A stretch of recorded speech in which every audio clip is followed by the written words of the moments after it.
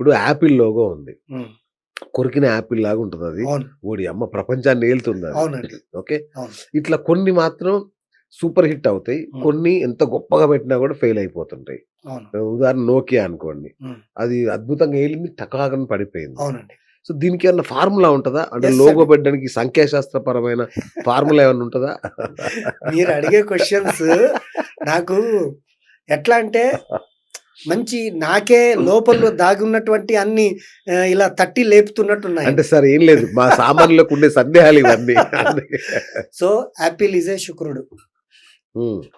శుక్రుడు. యాపిల్ తింటే హ్మ్. శుక్రకణాలు పెరుగుతాయి. అవును. అండ్ అందం పెరుగుతది. యాపిల్ ఉండేదెక్కడ? పండేది కాశ్మీర్‌లో.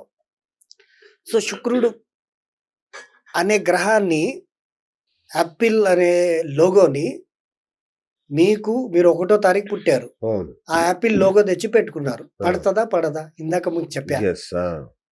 మీరు ఒకటో తారీఖు పుట్టారు. యాపిల్ వచ్చేసి 6 నంబర్ శుక్రుడు. ఓహ్! మీరు పడదు. ఒకటో మీరు ఒకటో తారీఖు. అది 6 తారీఖు. పడదు. మీరది లోగోగా పెట్టుకుంటే పడతదా? అప్పుడు చచ్చామే. ఆ! ఆ! అయిపోయినట్టే పనిగ. అవును. Dead anti combination. అవును. సో, మీకు కావాల్సినటువంటి ఫ్రూట్‌నే మీరు పెట్టుకోవాలి. ఓకే. మీకు బత్తాయి పెట్టుకుంటే మంచిది. ఆ! అంతేగాని కరెక్ట్. అతను కొరికాడు గదా! అని మనం ఇంకో పక్క మన నుండి మన జీవితాన్ని ఆ! యూనివర్స్ అనేది కొరికేస్తది. అమ్మమ్మ! అవునా? బాబోయ్! లాజిక్ అది. ఎంతుందండి అసలు దీంట్లో. హ్మ్. వాస్తు ఇవన్నీ సంఖ్యాశాస్త్రం మామూలు లాజిక్ గాదిది. యూనివర్స్ అండి. యూనివర్స్ దగ్గర ఓకే. అందరు తలొంచాల్సిందే. హ్మ్. వ్యాపారంలో పోటీ. అవును. అది సర్వే సర్వత్రా ఉన్న అతిపెద్ద సమస్య. అవునండి. దీంట్లో ఈ రాహుకేతులు గాని, శని ప్రభావం గాని తగ్గించుకుంటే హ్మ్.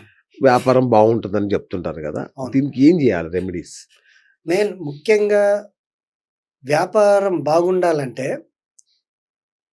ఈ వ్యాపారం జరిగే చోటు చుట్టుపక్కల యాంటీ వ్యాపారాలు ఉండగూడదు ఈయనకి.